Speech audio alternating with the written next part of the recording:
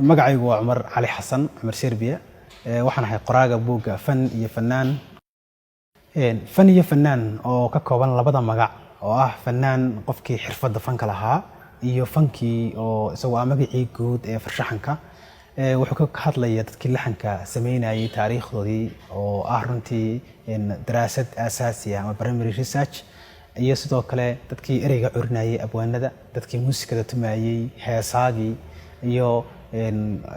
daraasad ama falanqeyno kala duwan oo ku duugan heesaha Soomaalida iyo waxyaabaha ay u taagnaayeen qisooyinka heesaha qaarkood dadka runtii mudan buugani xuquuq fiican oo siinayo waxa kamid ah dadka laxanka alifa laxanku waa nuxurka iyo tayada ay leedahay suugaanta Soomaalidu gaar ahaan heeso laba heeso isku mid ah waxa farqi u sameeya kala sareysiya waa laxanka heesta sumadu leedahayna waa laxanka sidaa darteed dadka mulaxamiinta ah ama alxaanta sameeya waa dad mudan in runtii la xuso markasta xuquuqda faneed ay leeyihiin iyo doorkooda iyo sida ay hibadooda u sareyso si guudna laxanku waa qayb kamid ah taalifaadka marka taa anigoo ka duulaya buuggan dhowr ilaa 9 mulaxan ayaa ku jira waliba taariikhdoodii asaasiga ahaa waxaan is leeyahay in doorka laxanka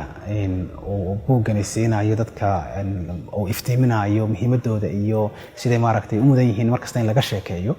waxay noqonaysaa waxyaabo kaga duwanaan kara buuggani buugaagta kale ee laga qoro fanka buuggan wuxuu ka kooban yahay ilaa 3 qaybood oo tan ay tahay qaybtiisii u horeysay waana daraasad aan ka sameeyay fanka Soomaalida 10kii sano ee la soo dhaafay wuxuu koobsanayaa runtii fan badan oo dhinacyo kala duwan ah wuxuu daraasaynayaa nolosha Soomaalida iyo siday noloshooda iyo afkaartooda ugu cabirayeen fanka wuxuu dul istaagayaa suugaanta iyo siday qofka Soomaaliga uga tarjumaysa noloshiisa muhiimka ugu tahay wuxuu ka warramayaa runtii oo sugaya taariikhda filiqsan ee uu leeyahay fanka Soomaalidu wuxuu soo bandhigayaa kartida iyo awoodda uu leeyahay fanaanka Soomaaliga ahi iyo sidoo kale hal abuurnimadiisa siday baarica u tahay cajiibka u tahay wuxuu runtii diiwaan gelinayaa oo ay tahay marjac loogu laabanayo fanka Soomaalida oo runtii xilliyo kala duwan murana la geliyo maadaama aanu ahayn wax meel gaar ah loogu hagaago ama waqti badan iyo tacab badan la geliyay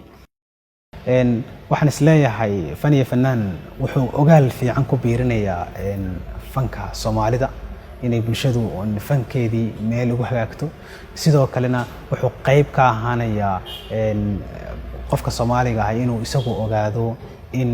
uu leeyahay fan la tartami kara funuunta kale ee dunida mararka qaarna kaba dheerayn kara marka iyadoo oo waxaas oo dhan aan ka duulayo waxaan soo bandhigay aan daabacay buuggan Fan iyo Fannaan qaybtiisa koowaad labada qaybood kalena insha Allah ku xigi doona